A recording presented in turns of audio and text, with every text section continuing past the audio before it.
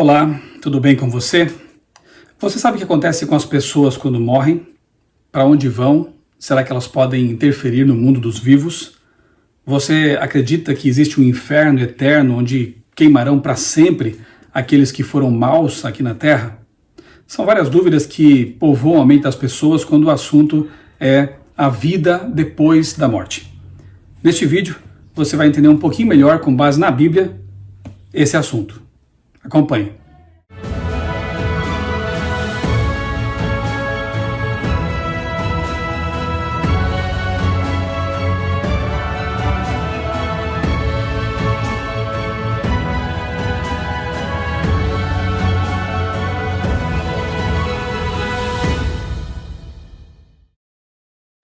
Muito bem, a Bíblia, a palavra de Deus, a suprema revelação do Criador, e nela encontramos sim orientações com respeito à vida e também à morte. Para entendermos o que acontece com as pessoas quando morrem, é importante conhecer o que é a vida, saber o que é a vida na concepção bíblica, como a Bíblia descreve. E aqui em Gênesis capítulo 2, se você tiver sua Bíblia aí para acompanhar, sinta-se à vontade, se não, pode depois pausar o vídeo e conferir em sua Bíblia os textos que eu vou citar aqui. Serão poucos textos, porque o tempo aqui é curtinho, vai ser um vídeo pequeno, então eu vou deixar aqui na descrição deste vídeo um link para um vídeo maior, um estudo mais amplo, em que eu explico ali o mistério da morte. Vou deixar também na descrição deste vídeo outro link que trata da questão do inferno, como entender esse assunto à luz da Bíblia. Então, aqui em Gênesis capítulo 2, verso 7, encontramos o seguinte: o Senhor Deus formou o homem do pó da terra e lhe soprou nas narinas o fôlego de vida, e o homem se tornou um ser vivente. Interessante que aqui não é dito que o homem recebeu uma alma, uma entidade etérea, independente do corpo. Aqui é dito que Deus formou o ser humano de duas coisas: pó da terra, ou seja, nós, quimicamente falando, somos realmente muito semelhantes ao solo, temos carbono, hidrogênio, enxofre, oxigênio e por aí vai. E ele então modela esse pó da terra e sopra nas narinas o fôlego de vida, a respiração, o ruach no hebraico. E aí o ser humano se torna uma nefesh, ou seja, um ser vivente. Nós podemos comparar, quem sabe, com uma lâmpada, né? Imagine uma lâmpada, ali existe o bulbo, se for uma lâmpada incandescente, existe o bulbo de vidro, dentro está ali o filamento. Quando é colocada ali a energia elétrica, esse filamento ele se encandece, acende, então temos a luz. Podemos comparar, quem sabe, o corpo com o bulbo de vidro, o fôlego de vida, o ruach, com a energia elétrica, e a luz proveniente da junção dos dois, então seria o ser vivente, o nefesh. O corpo humano sem o fôlego não vive. O fôlego sem corpo humano não existe.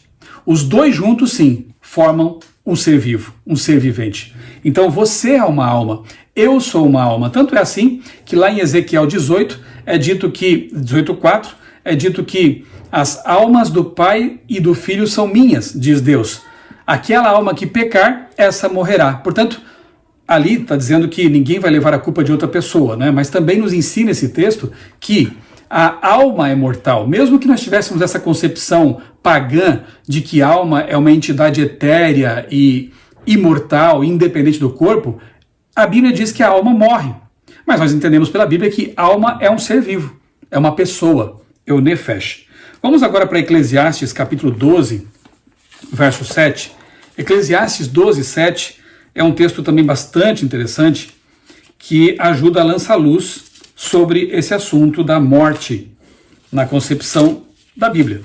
Eclesiastes 12, verso 7. Diz assim, agora é o inverso da vida, portanto estamos tratando aqui da morte. O pó volte à terra, de onde veio, e o espírito volte a Deus, que o deu. Aqui encontramos mais uma vez o ruach, o fôlego, o espírito, que no Novo Testamento é traduzido da palavra grega pneuma, também tem que ver com sopro. Muito bem, o pó volta para a terra, o fôlego volta para Deus, e na morte não mais existimos. Acabou ali? Fim da história? Não, graças a Deus nós encontramos esperança na Bíblia. Mas até a ressurreição, essa é a condição do ser humano, de inexistência. Então quer dizer que os mortos não podem interferir no mundo dos vivos? Bom, pelo que já vimos até aqui, não. Mas que bom que o mesmo livro aqui de Eclesiastes traz mais informações sobre isso. Voltando um pouquinho aqui, Eclesiastes capítulo 9, versos 5 e 6, lemos assim: porque os vivos sabem que vão morrer, mas os mortos não sabem nada, e não têm nenhuma recompensa a receber, porque a memória deles jaz no esquecimento. Amor, ódio e inveja para eles já não existem. Eles estão afastados para sempre de tudo que se faz debaixo do sol. Portanto, como diz o texto aqui de Salomão, os vivos sabem que vão morrer, mas os mortos não sabem coisa nenhuma.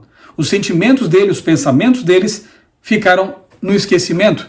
Eles não estão mais vivendo. Eles estão naquilo que nós já vimos aqui, na condição de não vida, inexistência. E, portanto, obviamente não podem participar daquilo que se faz, como diz aqui o texto, debaixo do sol, neste mundo, nesta vida. Vamos ao Novo Testamento agora e ver aqui alguma coisa em João capítulo 11. João capítulo 11 descreve a ressurreição de Lázaro. É interessante porque Jesus, ele diz aos discípulos que Lázaro estava dormindo. E eles pensaram, bom, se está dormindo, ele vai melhorar quando acordar. Frequentemente acontece assim, né?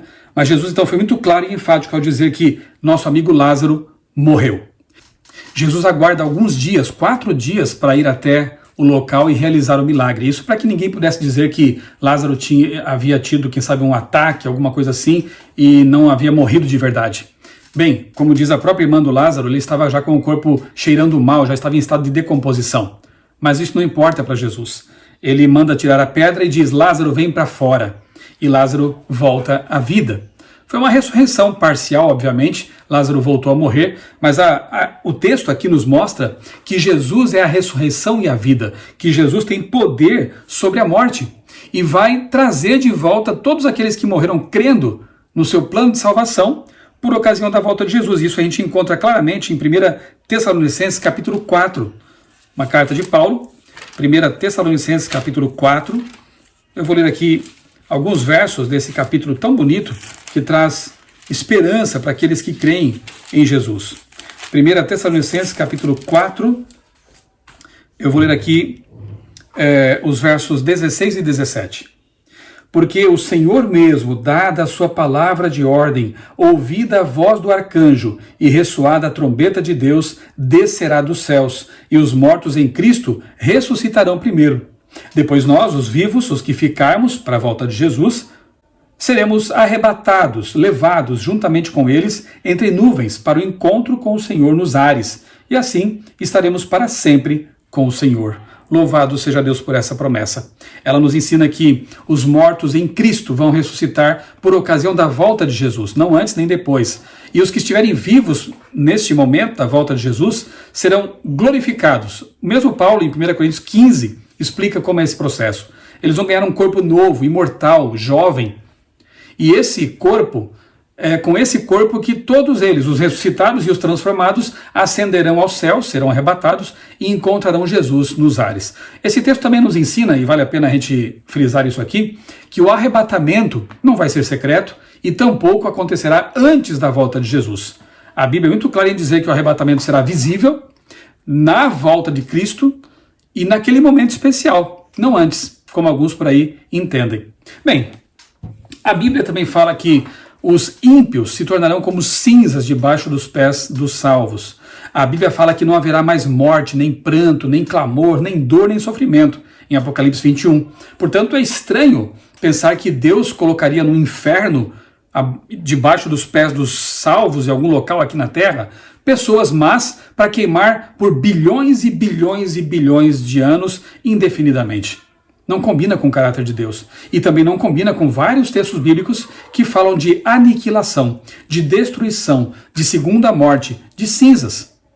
Chamas que são eternas nas consequências e não na durabilidade, na duração delas. Chamas que queimam tudo e dali não se volta mais. Perdição eterna. Mais ou menos como aconteceu lá com Sodoma e Gomorra. Em Judas 7 nós vemos que elas sofreram a pena do fogo eterno, mas lá não estão queimando mais, é um deserto. Portanto, repito, a consequência é eterna, não a duração da pena. Bem, toda essa conversa aqui é para introduzir o livro que eu quero indicar para você neste vídeo. Lembrando que se você quer mais detalhes sobre os assuntos que eu mencionei aqui, eu vou deixar na descrição do vídeo 2 links, tá bom? Um estudo mais completo sobre a morte e um falando sobre esse dogma pagão do fogo eterno, do inferno eterno. Muito bem, este livro aqui é muito bom. Mistério da Morte, é de Sean Bronsted. Sean Bronsted é orador e diretor do programa de rádio A Voz da Profecia nos Estados Unidos. Além de ser um pregador reconhecido mundialmente, é um escritor prolífico. O Mistério da Morte, desmistificando as ideias populares sobre céu, inferno e a vida futura. Um livro muito bom, são poucas páginas, dá para ler assim rapidamente, e ele é bom também para você presentear pessoas que perderam alguém para a morte, alguém que está sofrendo com o luto, não é? Como é bom saber que a Bíblia fala de esperança e de reencontro, porque na volta de Jesus, aqueles que aceitaram o plano de salvação vão se reencontrar, para nunca mais se separar. Então a Bíblia, ela traz esperança real para nós que perdemos pessoas queridas. Leia esse livro, presenteie com esse livro, é da Casa Publicadora Brasileira. Eu vou mostrar para você aqui alguns assuntos que estão aqui no sumário. Veja só que interessante. Por que lutar contra a morte? Corpos mortos e espíritos vivos? O que a Bíblia ensina sobre a morte? Enoque, Moisés e Elias. Interlúdio, 2 histórias de Jesus. Vida após a morte. O que é a alma? Os ímpios e o inferno. O que dizer sobre eterno e para sempre? O mundo vindouro. Influências negativas e testemunhos positivos. Veja, poucas páginas e muito conteúdo. Vale a pena. Fica aí a indicação. Vou deixar também na descrição do vídeo aqui o link direto para que você possa adquirir esse livro no site da CPB. cpb.com.br, Casa Publicadora Brasileira. Que Deus abençoe você, boas leituras e que a esperança da volta de Jesus e da ressurreição dos mortos esteja sempre ardendo em nosso coração.